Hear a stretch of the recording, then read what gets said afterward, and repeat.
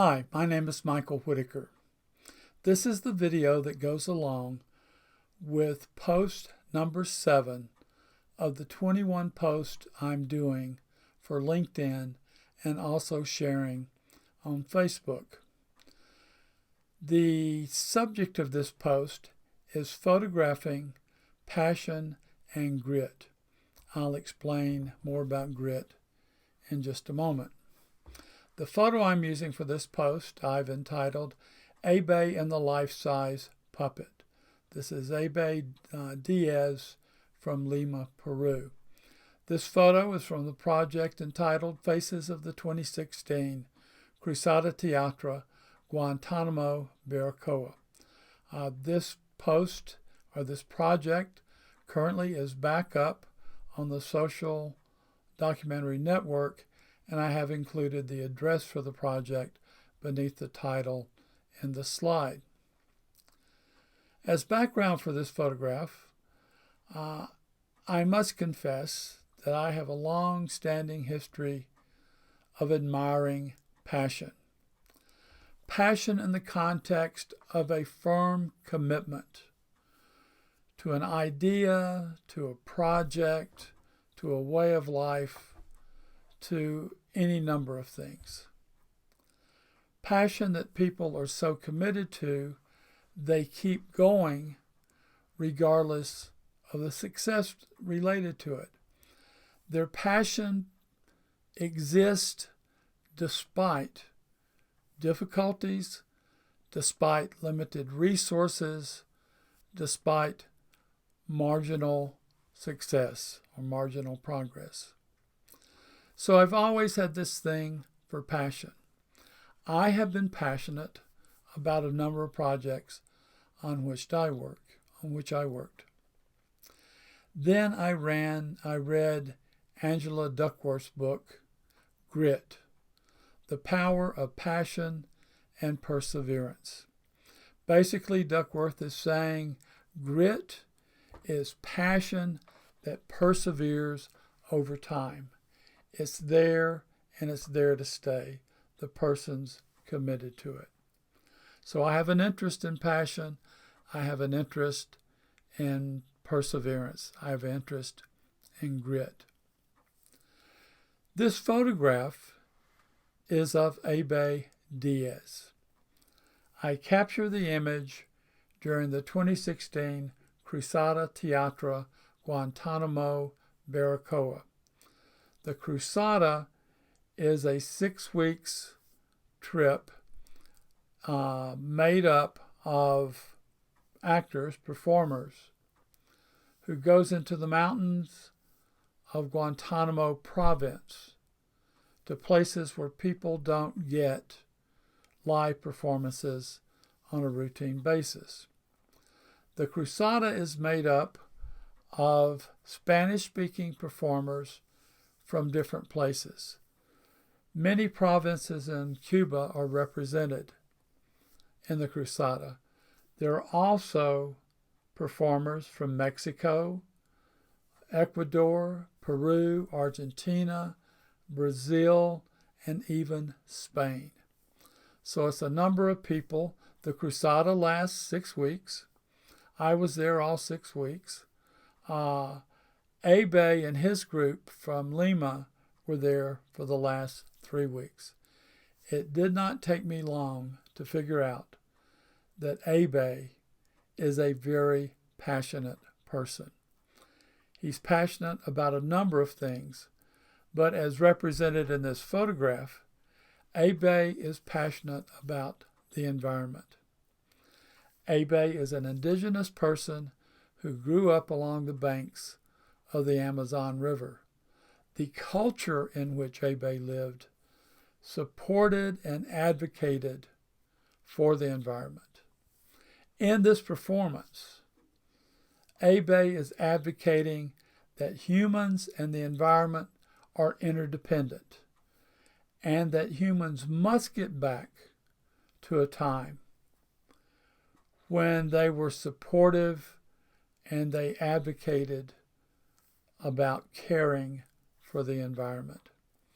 So I realized right off with this performance that Ave was really passionate.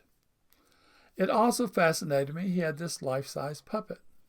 At one point in this performance, he has 2 life-size puppets, one on each hand. Really impressive. But at this point, he only has one, and he's really talking about we've got to get back to respecting and nurturing the environment. I knew ahead of time that Abe was passionate, but during this performance, I began to see that passion come through. So I was committed to try to capture an image of Abe where that passion, that grit was being manifested. I think I did it in this photograph. You can look at the intensity on Abe's face. You can look at the intensity in his left hand. Abe was really into communicating his message about the relationship between humans and in the environment. So I was very pleased that I was able to capture this image. Abe is passionate about the environment, but the thing for which Abe is most passionate are the children of Peru. That's what he's known for. He's advocating and performing and creating activities for the children of Peru. Abe lives in the Camas district of Lima. So most of his activities are geared toward the children of the Camas district. But he's involved in other parts of Lima. He also goes back into the Amazon bases occasionally and provides services there. So I was very pleased to meet Abe. I'm very pleased to recognize his passion and his grit. In fact, I am so pleased to know Abe, we've now become friends, that my next major documentary project will be in Peru, and it will focus on Abe, Teatro, Intipacha, of which he is a managing director, and the beneficiaries of their services. I'm very excited about this. I've been excited for a long time. This project was scheduled for 2020, but had to be canceled due to the pandemic. I've tried a couple other times to gear it up and get going, but the pandemic just steps in every time I think it's ready to go. I don't think I'll be able to get this project in 2022, since 2022 is almost over, but I am dedicated and committed to doing this project in 2023. So somewhere down the road, you'll see more pictures of Abe, his co-workers, and the children and families that benefit from his services. I put an additional note in the post regarding this image, regarding color photographs. Obviously, this is a color photograph. To date, the first 6 posts out of this series are of black and white images.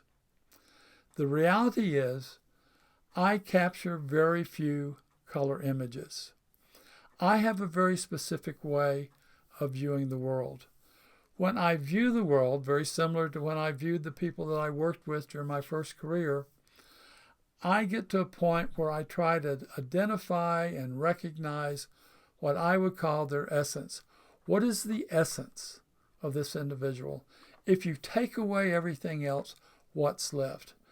You take away everything from Abe, and you have his passion for his family, his passion for his work, his passion for the children of Peru. So I'm always looking to understand and identify the passion in the image, or the essence in the image that I'm capturing. My personal belief that I am not forcing on anyone else is that unless color is part of the essence of the image, color distracts from the essence. I used the photo that I previously shown that I refer to, or that I entitled My Lady of Guantanamo. When I capture that image, I want people to look into her face. I want them to see her dignity. I want everyone to see what a remarkable woman I saw. She had on a very plain dress. It was washed and it was ironed and it fit nicely. So I was content for the photograph to be black and white. I wanted it to be black and white. If she had had on a very colorful dress, brightly colored flowers and all that sort of thing, and I was using my digital camera at the time, I would have turned that color image into a black and white image. Because I believe, for my photograph, that colorful dress could have distracted from her face. I wanted you to look at her face. I did not want you to look at her colorful dress. So I very seldom produce or create color photographs because in my head, I want you to see something very specific in that image, and I don't want color distracting from it. Having said that, remember that I said unless color is part of the essence. For the Cruzada project, color was very much a part of the essence. So I had to use color. I didn't feel like I had a choice because color was part of the essence. That's the reason this photograph of Heber is in color, because all the photographs from that project are in color. It's not that I don't like color images. I don't like to create color images. I prefer black and white images when I'm dealing with an issue related to essence. Now, recently, when we lived in Florida, the pandemic was going on. I didn't have a chance to photograph people. So my wife and I typically went down to the beach every night and photographed the sunset over the Gulf of Mexico. I did not take any black and white photos of sunsets.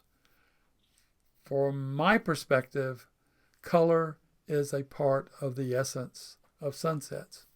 Having said that, I will say I have seen very beautiful black and white photographs of sunsets. However, I prefer the color photographs. When I'm photographing people, the first question I ask when I'm tripping the shutter is, what is the essence of this person, and will color distract from the essence? With the folks of the Cruzada, the answer was no. Color was part of the essence of the Cruzada. Again, that's just my opinion. I love color photographs. I just do not want color interfering with the images I'm capturing. My next major project is in Peru. I will be focusing on Heber, Teatro, Intipacha, and the beneficiaries of their subjects, of their the recipients of their services. I have not decided at this point if that will be a color project or a black and white project. I'll just have to wait till I get there. I already have considered that possibly it will be a mix. There will be some color images and some black and white images. With Heber, I'm sure his passion is catching to the people around him. So I'll just have to wait and see the degree to which color may or may not interfere with the essence of the passion that I see when I photograph in Peru. That's all I have to say about this image. I could talk about Heber all day, though. But that's all I'm going to say at this point. As always, I appreciate your interest in this series. I appreciate that you're interested in maybe what's going on in my head when I capture images. I also appreciate your intention. Photo post number 8 will be one of my photos from New York City on September 11th, 2001. I'm taping this video during the first full week of September. So it's very much on my mind that the 21st anniversary of 9/11 is coming up in a few days. So that's the reason I will be focusing on a 9/11 photo for the next time. Until then, I wish you well, and thank you for watching.